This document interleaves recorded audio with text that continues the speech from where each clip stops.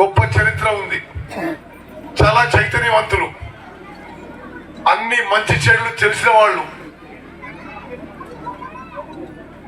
మండలం సపరేట్ మండలం ఏర్పాటు చేసే విషయంలో మీకు ఒక ప్రకటన చేయాలి. మా ప్రభుత్వం అతి త్వరలో ఒక కమిషన్ ఏర్పాటు చేయబోతున్నాం. ఎందుకంటే గత ప్రభుత్వం జిల్లాలు మండలాల విషయంలో ఒక అస్తవ్యస్త పాలసీ ముందుకు పోయి కొన్ని జిల్లాల్లో ఒక కాన్స్టిట్యున్సీ, కొన్ని జిల్లాల్లో 7 నియోజకవర్గాలు, కొన్ని చిన్న మండలాలు, కొన్ని పెద్ద మండలాలు చాలా చాలా అస్తవ్యస్తంగా అన్సైంటిఫిక్ గా చేయడం జరిగింది.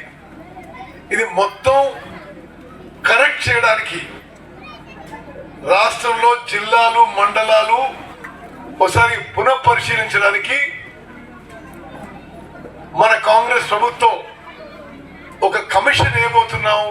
ఆ కమిషన్ ద్వారా ప్రజల నుంచి సూచనలు సలహాలు తీసుకొని ముందుకు పోతామని చెప్పి నేను మీ అందరికీ మనవి చేస్తున్నాను. విలేకరు మిత్రులారా, ఇది మొదటిసారి ప్రకటిస్తున్నాం. ఇది అంటే ఒక సపరేట్ కమిషన్ వేసి ఈ మొత్తం అన్ని జిల్లాలు మండలాల గురించి పరిశీలన చేయడానికి మా ప్రభుత్వం ప్రజల సలహాలతో మరి మెజారిటీ అభిప్రాయంతో ముందుకు పోవాలనే విషయం మీ అందరికీ మనవి చేస్తున్నాను. చివరిగా మరి మీరందరూ కూడా చాలా గొప్ప చరిత్ర వింటూ ఈ స్కూల్ యొక్క పూర్వ విద్యార్థులు జాతీయ స్థాయిలో అంతర్జాతీయ స్థాయిలో పేరు ప్రఖ్యాతులు సంపాదించుకోవడం నాకు కూడా ఎంతో సంతోషం కలిగించిందని చెప్పి నేను మనవి చేస్తున్నాను. ఒక 50 రోజుల క్రితం అధికారంలోకి వచ్చిన మన కాంగ్రెస్ ప్రభుత్వం విద్య మా ప్రాధాన్య అంశాల్లో ఒకటిగా ఉంటుందని చెప్పి నేను మనవి చేస్తున్నాను. గతంలో అధికారంలో ఉన్న వాళ్ళు విద్య విషయంలో ప్రత్యేకంగా ప్రభుత్వ పాఠశాల విషయంలో,